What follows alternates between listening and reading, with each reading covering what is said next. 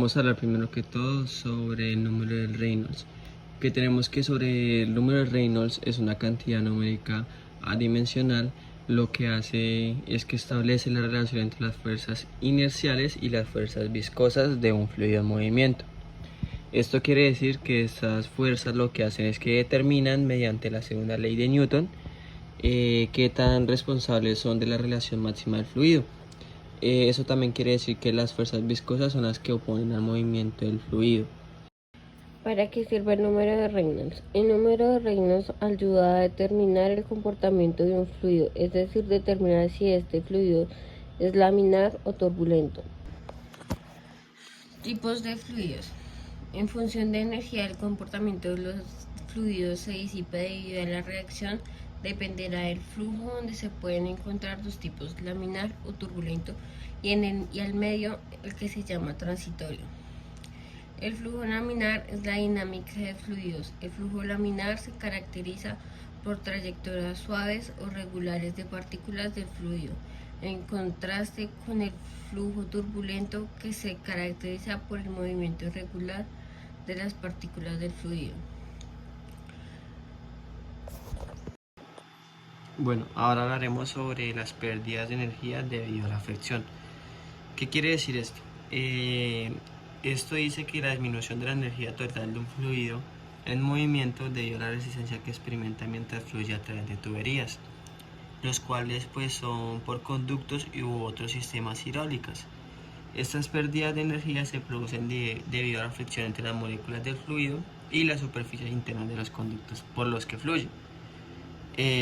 Cuando un fluido fluye a través de una tubería, las moléculas del fluido interactúan con las paredes de la tubería, lo que hace es que provocan una fuerza de fricción que se opone al movimiento del fluido. Esta fuerza de fricción convierte parte de la energía cinética del fluido en calor, lo que resulta en una disminución de la energía total del sistema. También dice que la pérdida de energía por fricción se expresa generalmente en términos de una caída de presión en el sistema. Bueno, la ecuación de Darcy es la siguiente, donde podemos describir que B1 y B2 significa velocidades promedios, donde HB significa que es la energía agregada por un dispositivo mecánico como una bomba, donde HR podemos describirla como energía entregada a un motor del fluido, y donde HL significa la energía pérdida por unidad de masa debido a la fricción, expresada como pérdida o caída de presión, donde también podemos decir que se definió como la pérdida de energía en el sistema, donde nos dice que un componente de la pérdida de energía es la fricción en el fluido que circula. Para el caso del flujo, en tuberías y en tubos, la fricción es proporcional a la carga de velocidad del flujo y a la relación de la longitud-diámetro de la corriente.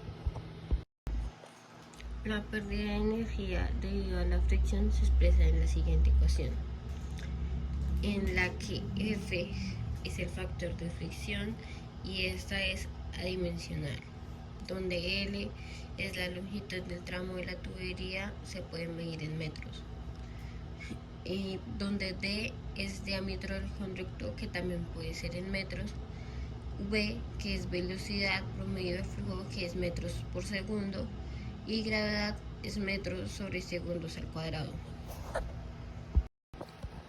Ahora hablaremos sobre las pérdidas menores. Tenemos que en el coeficiente de resistencia, este es la pérdida de energía a través de dispositivos, los cuales ocurren en codos, válvulas, test, medidores y otros elementos.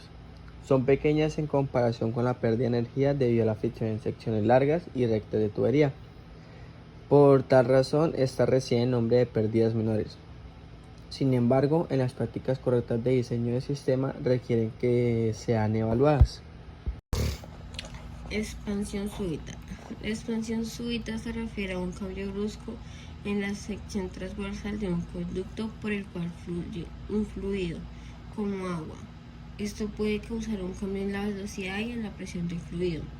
Algunos ejemplos son sistemas de fontanería, sistemas de ventilación, sistemas de riego, sistemas de alcantarillado, sistemas de transporte de líquidos y gases. Pérdidas en la salida. Las pérdidas en la salida son la disminución de energía, presión o caudal del fluido hidráulico a medida que fluye a través de un sistema, y lo que hace es que alcanza el punto de salida como una válvula, lo cual tiene un actuador o un componente de trabajo. El flujo laminar turbulento es lo que tenemos. Además, tiene una temperatura de 25 grados y tiene una tubería cuyo diámetro interior es de 250 milímetros. Es importante porque ya nos dan el límite interior. Si no nos dijeran esto, pues lo que se asume es que es un diámetro nominal, el cual pues nos dice también la velocidad del fluido, que en este caso es de 16 sobre segundo, ya que tiene una viscosidad absoluta de 0,90 y fiscales por segundo, y la densidad de la glicerina 25 grados centígrados es 1258 kilogramos sobre metro. Porque vamos a ver la velocidad, porque tenemos diámetro, tenemos densidad, tenemos viscosidad absoluta. Lo único que se tiene que hacer es reemplazar en la ecuación. Tenemos milímetros, simplemente lo dividimos entre 100 para obtener el diámetro en metros y realizamos la ecuación.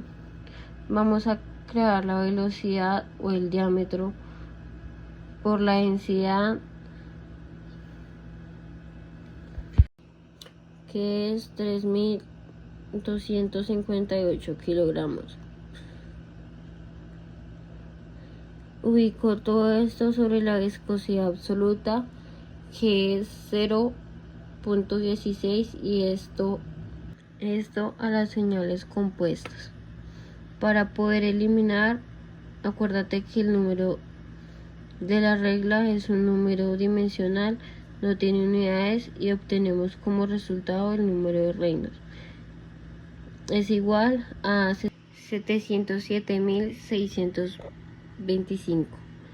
Esto se va a analizar en la tabla de conductos cerrados, donde me dice que si el número es menor a 2000 es un régimen laminar, y si es mayor a 4000 es un régimen turbulento. Entonces, al analizar la tabla nos damos cuenta que se trata de un fluido o de un flujo laminar.